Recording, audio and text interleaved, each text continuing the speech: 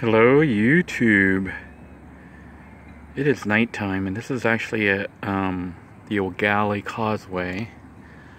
I am out here with my bright light here. My little Genius Boost, which I was supposed to review a long time ago. But I basically screwed up. I had the review. Maybe I'll go ahead and put it together. It's like when I first moved into the van, Genius or NOCO contacted me about doing a review of their product, and I started to put together the review. Then ended up breaking up with my fiance and got on the road, and things went downhill, and I never had a chance to review the unit. They actually gave me a bigger unit that I was supposed to review, and then this one was supposed to be a giveaway, but it never happened, so I ended up stuck with it. Anyhow, it is super dark out here tonight. No moon. I'm sure the moon's out there, it's just not visible. And I know you guys probably don't see the stars up there in the sky that I'm pointing at, which looks like nothing but black, because it is nighttime. But this is what the scene looks like right here, right now, at the Old Galley Causeway at night. I guess the only bright spot is right there at the pier. They have it lit. Some homeless people actually come out here and sleep out here at night. They sleep out here on the pier. It's cool and no mosquitoes. Even though we're like surrounded by water, the mosquitoes don't like it out here because I think the wind, the breeze. Mosquitoes can't stand breeze because it blows them away. And if they were over the river like this at night, they'd probably get blown and get tired and fall in the water and become food for the fish.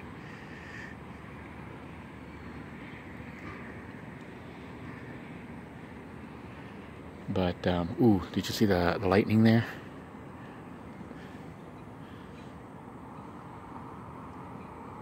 I think this is the Indian River on this side. Banana River, I think, is up when you go up. I think that's US 1. Yeah, when it splits up, I think the Banana River is on that side, and then the Indian River is this side that runs all the way down to Indian River County. It's weird how the camera is picking up less than my eyes. I don't know if you can hear all the birds out there. Just want to let you guys know I am okay. Still miss my sister. It's weird because I used to take her out to eat like once a month at least, sometimes twice a month. I would pick her up and take her out to go eat Chinese food. Because where she was staying was near, where I camp out in the compound. And I would just stop by there and pick her up sometimes. So it's weird to know that she's no longer there.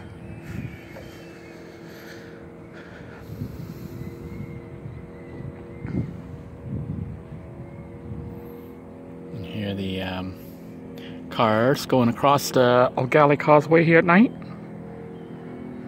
Look like little lights. I think that's a motorcycle, which I do have a story. If you have a motorcycle, apparently there's some motorcycles now that have two headlights. They have headlights that are spread apart, and that is actually very dangerous because I almost killed some guy today. I was driving, and it's dark, like you can see right here, it's dark, and I looked in my rear mirror and my side mirror, and I saw a vehicle in the distance, so that's what I thought it was, with two headlights. So I thought it was a car that was far away, because it had a left and right side, and it was small. So you can't tell sides in the dark, you can just see the light. So I thought it was a car, and it was very far away. It turned out it was a motorcycle dude right behind me. And, I cut into the lane. I signaled and moved into the lane. And, of course, almost killed him. Because he was, probably about 15, 20 feet behind me. And, I don't know if you can see, the cars in the distance there. See how their two headlights look real close together? Well, they're kind of at an angle, but the ones over there across the river there.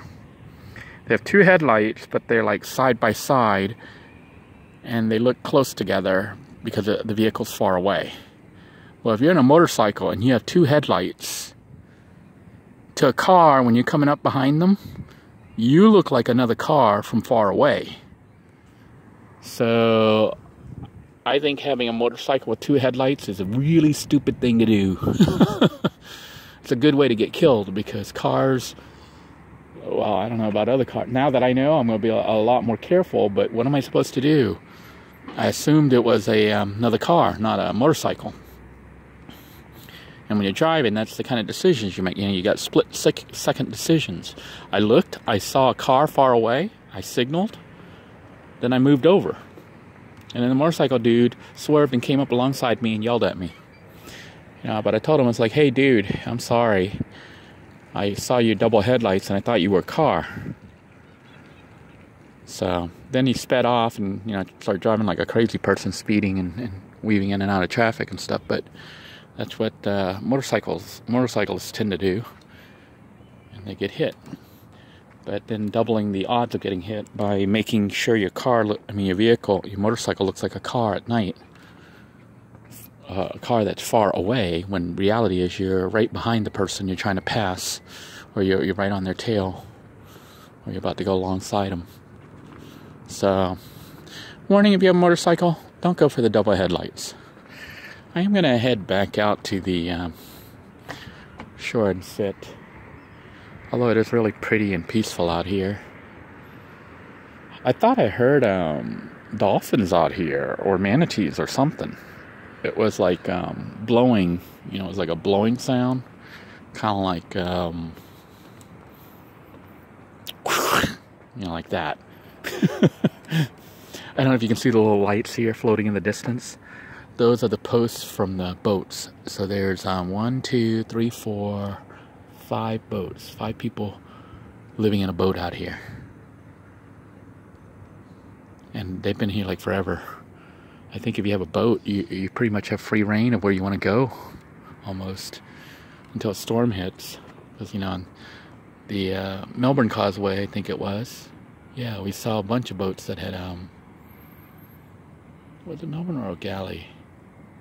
Maybe it was the O'Galley Causeway. I'm trying to remember. But when my son and I pulled over to cook that one day, we found a bunch of sunken boats. So everything's fine and dandy when it's calm like this, but if there's ever a hurricane or bad weather, you could end up sinking. It's weird, you know. Can't even see the moon. Can't see the moon tonight. I don't see the creature that was making the noise. There's some girl over there sneezing. I heard her sneeze earlier when I was over on the other end over there. That's the library, by the way, if you want to know the location. That building right there that you see with the light is the library. It is closed. But they got some really nice benches there. And I was sitting there and heard that sneezing, and I thought it was some kind of bird. And I saw the girl walk up, like, oh, did you hear that? A big fish jumped out. But yeah, this light is really powerful, but can't see anything in the water. And I was on the shoreline, and the water was actually super clear. But out here, it's not so clear. So I don't know what's up. I guess as it wasn't super clear, it was just... what that is, there's something floating in the water there. But yeah, we're looking here, and don't really see anything in the water. You can see I don't know if you can see the reflection in the water of my light.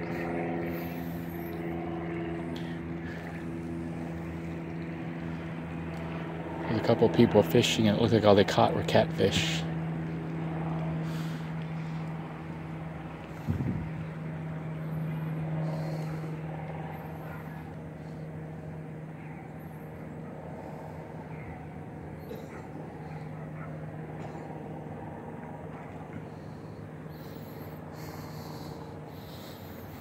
For those of you not familiar with Florida, well, at least Central Florida, this is the Indian River, and up that way, if you go right now, well, let's look at the causeways. This is the O'Galley Causeway where I am. And if you go further south by a couple miles, you hit the Melbourne Causeway. Now, so we got Melbourne Causeway, then we have the O'Galley Causeway. Then if we go up further, we hit Pineda Causeway. On the beach side over here, I know you can't see anything here in the dark other than little specks of light. That is A1A, Highway A1A, which runs along the beach. It runs on what's called the Barrier Islands. And then on this side here, the river, is actually mainland Florida. You actually hit Florida at this point, the land. And the major road that runs that way right there. You got Indian River Drive, or the Riverside Drive, which various names of Riverside Drive, but they run right alongside the water. But the next road, which is a major road, is US 1. And that's kind of the layout of the entire coast of Florida. So you have the beach road accesses that run on the Barrier Islands. Then you have US 1 on the east coast. I think on the west coast, I think it's 98 if I'm not mistaken. 90 something, I think it's 98. It pretty much runs along the coast of Florida. But I'm not as sure on the US designation on the other coast as I am this one. The one here is US 1, the other side I think is 98. And A1A doesn't run in there, you know, obviously, but they have some other little road, I don't know what they call their roads, but it's not A1A. A1A actually runs all the way down till you hit Miami. And parts of A1A disappear and merge with US 1.